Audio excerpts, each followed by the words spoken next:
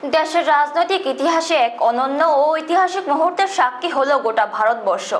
দেশের নির্বাচিত প্রধানমন্ত্রীদের মধ্যে সর্বাধিক ৪,৩৯৯ দিন দায়িত্ব পালন করে নতুন এক ইতিহাস সৃষ্টি করলেন প্রধানমন্ত্রী নরেন্দ্র মোদী। তার এই অনন্য কৃতিত্বকে কেন্দ্র করে দেশজুড়ে বিজেপি কর্মী সমর্থকদের মধ্যে ব্যাপক উৎসাহ, উদ্দীপনা ও উৎসবের আবহ তৈরি হয়েছে।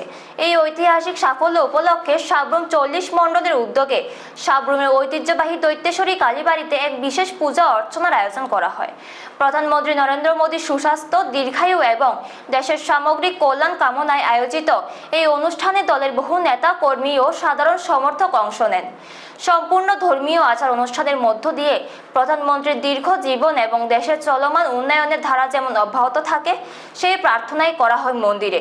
এই বিশেষ প্রার্থনা সভায় উপস্থিত ছিলেন সাব্রুমের প্রাক্তন বিধায়ক শঙ্কর রায়, সাব্রুম ৪০ মণ্ডলের সভাপতি গৌতম ত্রিপুরা, দক্ষিণ জেলা বিজেপির সম্পাদক তাপস লোধ এবং মণ্ডল সহ সভাপতি শান্তিপ্রিয় ভৌমিক সহ দলের অন্যান্য স্তরের নেতৃবৃন্দ ও বিপুল সংখ্যক কর্মী সমর্থক।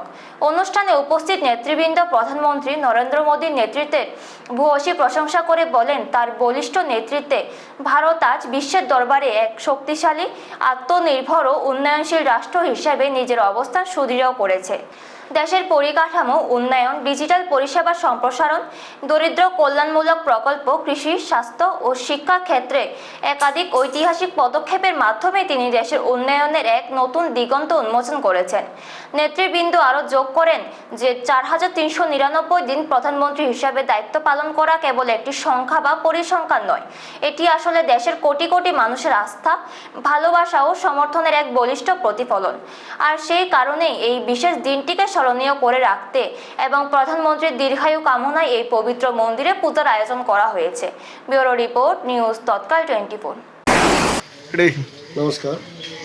আমাদের দেশের প্রধান সেবক প্রধানমন্ত্রী যশস্বী নরেন্দ্র মোদীজির যে 12 বছর ওনার নেতৃত্বে যে আমাদের সরকার পরিচালিত হয়েছে এবং উনি এত সুশৃঙ্খলভাবে এত প্রধানমন্ত্রী হিসেবে উনি যে সর্বাধিক সময় ধরে উনি পরিচালনা করেছেন, তাই আজকে আমরা ওনার দীর্ঘায়ু এবং সুস্বাস্থ্য কামনায় সাব্রুম মণ্ডলের উদ্যোগে আমাদের সাব্রুমের দৈত্যেশ্বরী মায়ের মন্দিরে আমরা ওনার সুস্বাস্থ্য দীর্ঘায়ু কামনা করে আমরা পূজা অর্চনা করি।